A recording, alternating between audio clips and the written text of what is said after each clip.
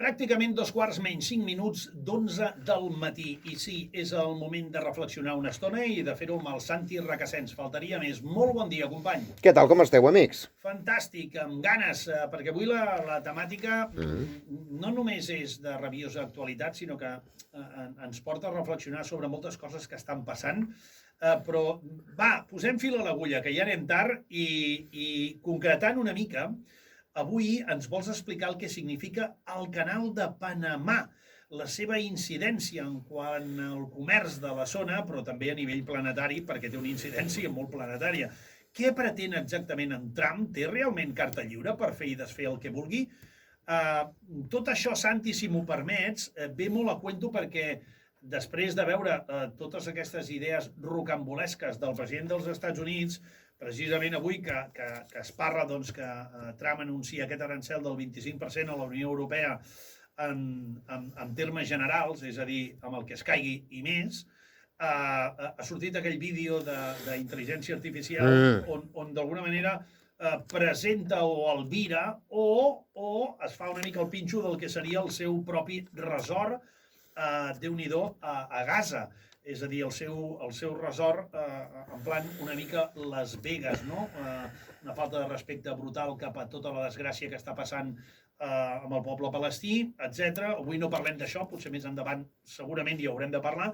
Avui no parlem d'això, però que dic que ve molt a compte perquè el tipus, tal com ha arribat al despatx Oval, ja està manegant tant com pot per començar a fer-se amb bocinets del món, que són molt importants estratègicament parlant per diferents raons.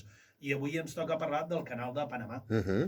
Jo, mira, parlant d'això del vídeo, seran només 30 segons. Sí, sisplau. Aquí hem defensat més una vegada la feina dels polítics, que ser polític no sempre és fàcil, a vegades has de tractar amb informació que l'opinió pública no pot saber, a vegades has de prendre decisions molt dures i has d'escollir entre el menor de dos mals. No és fàcil, no és fàcil. No, segur. El vídeo aquest del Donald Trump és d'una immoralitat tan obscena, tan... Mira, amb una persona dolenta encara se la pot corregir. Això és propi de gent perversa. Això és propi no de gent... qualificat de pornografia. Sí. I disculpa'm que ho digui d'aquesta I això és pornografia. Això no és propi de gent dolenta. Això és propi de gent perversa. Anem al Canal de Panamà. Sí, perquè... Perquè és que em posaré cada vegada més nerviós. El tema del vídeo necessitaríem aquí, no em facis dir. Sí, i per parlar d'aquest tema hauria de fotre'm 4 calmants, Bueno, tema de Panamà. Mira, puc parlar amb propietat perquè quan vivia als Estats Units per feina vaig anar a Panamà diverses vegades, un país que recomano, perquè és bastant desconegut a nivell turístic, i el Canal de Panamà, com a obra d'enginyeria, mira que és difícil sorprendre'm. Veus el Canal de Panamà com funciona i et quedes absolutament acollonit. Però comencem pel començament. I dubto que hauria de ser una de les, allò que diuen, les 10 meravelles del món. Pues sí, és que és bestial, però bueno, comencem pel començament. Canal de Panamà. Quan es va acabar el Canal de Suez, es va pensar de seguida en fer el Canal de Panamà. Correcte, perquè tenia circumstàncies molt similars. Sí, la geografia, però això era molt diferent. Molt diferent, però... I l'enginyer del Canal de Suez, Ferdinand de Lesseps, se'n va anar a Panamà, va dir, bueno, com el Canal de Suez, pim-pam, de sobte es va trobar que l'oceà Pacífic i l'Atlàntic estan a diferents alçades, hi ha una cadena muntanyosa enmig, hi ha mosquits que transmeten totes les malalties que et puguis imaginar i més, va ser un autèntic fracàs. Fins que el president Theodore Roosevelt, que aquest era una miqueta com el Trump, era d'Amèrica primer i aquí manem nosaltres, i va decidir fer el Canal de Panamà però per interessos propis dels Estats Units, i se'n va sortir. Perquè els americans se'ls pot criticar moltes coses, però són gent tremendament pràctica. Perquè ens entenguem, ho dic a nivell de que tothom entengui què és el que va passar. És com aquell que diu, jo estic en un polígon apartat de la ciutat i vull arribar a la ciutat. La ciutat en si no té calés i no fa el camí que ha de fer asfaltat, a mi em convé de posar-hi els calés i fer-li jo, perquè al final són els meus camions els que passen cap allà. Exacte. I en aquella època Panamà no existia, pertanyia a Colòmbia, però els Estats Units va crear allà un moviment secessionista, perquè Panamà, literalment, fes una dui, aquesta paraula tan... I, clar, i amb l'ajut dels Estats Units, doncs, se'n van sortir. Colòmbia va protestar molt, però a callar. En fi, el punt. Dit això, aquesta descripció que hem fet perquè s'entengui el com va... La història. Clar, com que Estats Units va ser qui va pagar, el canal era seu, i el van mantenir fins l'any 1999. Correcte. Als anys 77, el president de Panamà, Torrijos, i el president nord-americà, Jimmy Carter, van arribar a un acord per cedir la sobirania del canal de Panamà a Panamà. Un altre modus de fer, un altre tarannà, etc. Sí. Importància del canal de Panamà avui dia per als Estats Units, perquè per la Unió Europea l'important és el canal de Suez. El canal de Panamà, a Europa no et pensis que li afecta tant, però és clau als Estats Units per una raó. Estats Units ha apostat des de sempre, per la seva pròpia geografia, pel transport ferroviari. I, de fet, doncs, a veure, s'ha vist a moltes pel·lícules, trens quilomètrics, d'est a oest. I te'n vas a ciutats com Memphis, com Kansas, com Oklahoma, que són nusos logístics ferroviaris, precisament. El que passa és que, clar, amb un vaixell modern de contenidors pots portar 24.000 contenidors. Clar, no hi ha tren al món que pugui arrossegar 24.000 vagons. És literalment impossible. Reduïm-ho a la meitat perquè aquests vaixells tan grans no passen pel canal de Panamà, però clar, els que sé que hi passen poden portar 15.000 contenidors. Tornem a lo mateix, no hi ha tren que pugui arrossegar 15.000 vagons.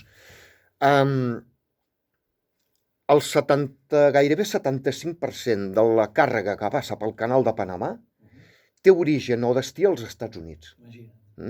Gairebé el 72, em sembla que és. Perquè els hi surt molt més barat, en lloc de creuar tot Estats Units amb tren o amb camions, que seria absolut, els hi surt molt més barat fer passar vaixells pel canal de Panamà des de la costa est a l'oest. I més ràpid també, al final. Més ràpid no ho sé, però bueno, que és molt més econòmic per simple volum de transport de mercaderies. Clar, pel canal de Panamà passen gairebé 14.000 vaixells l'any. Com ja he dit, d'aquests 14.000 vaixells, gairebé el 75% és càrrega amb interès pels Estats Units. Sí. I aquí ve el problema. Els dos ports, el del Pacífic i el de l'Atlàntic, em sembla, estan, jo no sé si controlats al 100%, però hi ha interessos econòmics d'una empresa que es diu Hutchinson, que té una terminal aquí al port de Barcelona. La coneixem, i tant. Sí, però darrere aquest nom tan anglosaxó hi ha els xinesos. I tant. I els xinesos. Que al final són els amos i senyors de les grues ara mateix del port de Barcelona, sense anar més lluny. I clar, el Donald Trump ja s'ha fet la seva pròpia pel·lícula de carrera dels xinesos i l'exèrcit xinès, que hi ha espies, que ho controlen absolutament tot, que tots són comunistes, que tots odien en fer no sé què. I bueno, la realitat és que no és així. L'empresa Hutchinson no és una empresa espia, és una empresa pública que fa negocis al món com pot fer qualsevol altre. Però ja sabem que al Donald Trump li agrada molt aquestes pel·lícules. Sí, que mai acabarem de saber si s'ho creu o si al final ho interpreta. Jo crec que com amb molts... A veure, jo no soc psiquiatre, però ara quan venia cap aquí estava escoltant per la ràdio un psiquiatre que amb el Donald Trump parlava una miqueta de psicopatia i narcisisme.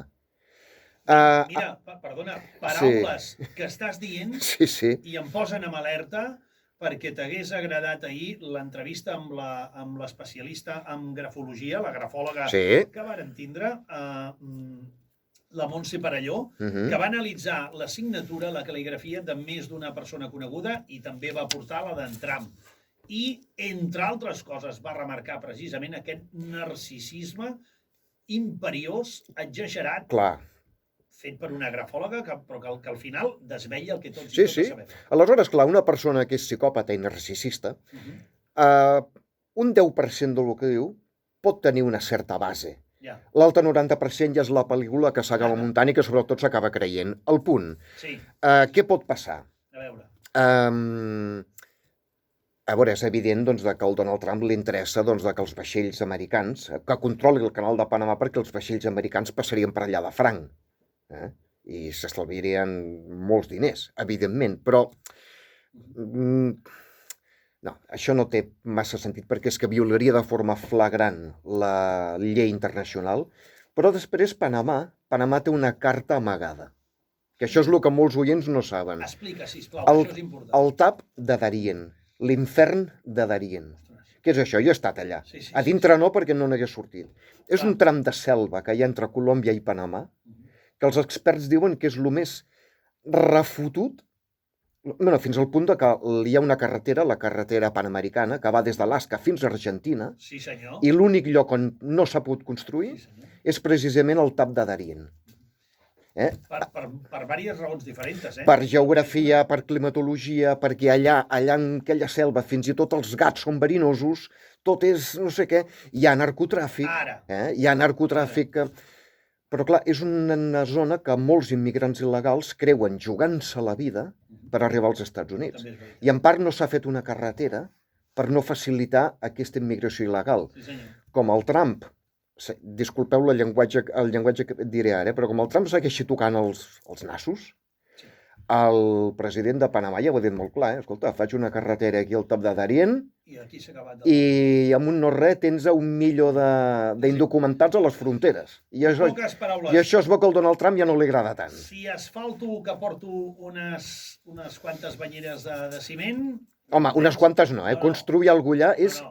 complicadíssim. Que sí, però que si asfalto una mica tens un problema que no saps d'on treure'l de sobre. Per això que amb algú que no respecta la llei internacional poder respecta aquesta altra amenaça. El punt és, amics, que per això el Donald Trump té tant d'interès en controlar el canal de Panamà. Tot això de que Xina i l'exèrcit xinès i espies dels serveis... No, tot això, bueno, poder sí que hi ha alguna, no ho sé, No, és principalment doncs, per dir, escolta, doncs el canal és meu, tots els vaixells americans passaran de franc, i aquí mano jo. Però això és una mica... Mira, tu has dit abans, perdoneu el llenguatge que faré servir, doncs mira, m'hi apunto, jo també, perdoneu el llenguatge que faré servir, però això és passar-se pel forro no tan sols les lleis internacionals, sinó fins i tot els acords dels antics presidents com en Jimmy Carter, etc. Sí, No, però això amb algú com el Trump, això se li en refot. Jo t'ho dic perquè al final són acords estatals que tu no et pots passar per la pedra. Bueno, el cas és que, bueno, és de sentit comú que el canal de Panamà pertany a Panamà. Els vaixells americans paguen el mateix que paga qualsevol altre vaixell, i si el Donald Trump es vol creure que l'organització Spectre xinesa està allà controlant les coses, allà ell. O això és el que justifica. Sí, el punt és que, a veure, jo no crec que passi d'aquí. Jo no crec que passi d'aquí, més enllà d'uns quants crits i el president Trump, disculpeu un llenguatge un altre cop, que vulgui marcar paquet. Sé que és una paraula, una expressió no gaire elegant, però ens entenem. Però si veiessis l'estàtua d'or que surt d'ell al vídeo... No me'n parlis. I el punt per acabar és, un cop més, amics meus, Panamà no és un destí turístic massa conegut. Jo us recomano que hi aneu, perquè us en portareu una sorpresa en positiu. Sí, és molt verge. Per la geografia... Sí, és molt verge, a nivell turístic no està explotat com altres, i veure el canal de Panamà en funcionament és al·lucinant. Al final és el rebedor de molts països que tens a tocar fantàstics també. Sí. I quan veus, a més, com funciona el canal de Panamà, els enginyers americans que van fer allò, és tan simple, el funcionament de com va tot, és tan simple que penses com no se li va acudir a algú abans. Per això que els americans poden ser molt d'això, però són molt pràctics. Això està clar. Santi, ens ha agradat molt aquest episodi, com ens agraden tots, perquè, a més, ens has explicat molt bé el que moltes vegades no s'acaba d'entendre. Sí. I el rerefons de les coses sempre és molt important. Que hi és un interès econòmic dels Estats Units. Aquest interès hi és. Però el rerefons des del punt de vista fins i tot tècnic, que tu has explicat molt bé. I això sempre ens prova. Bueno, moltes gràcies. Ja m'ha après una cosa més. Oh, i tant que sí. I la setmana vinent més. La setmana vinent més, perquè també parlarem de comerç internacional, com han afectat les deslocalitzacions i com afecten les localitzacions de tornada. Sí, tema molt important. Perquè ens afecta la butxaca, això. Bueno, al final històric, perquè això ha passat amb Catalunya, amb les grans empreses, perquè això era una potència en tèxtil, segle XIX, i les deslocalitzacions precisament han fet que la majoria de roba s'estigui fabricant en altres llocs, no precisament on les teníem. Però parlarem d'altres coses també Sí. relacionades amb això. Molt bé. Gràcies, Santi, que vagi molt bé. Una abraçada, amics meus. Fins aviat.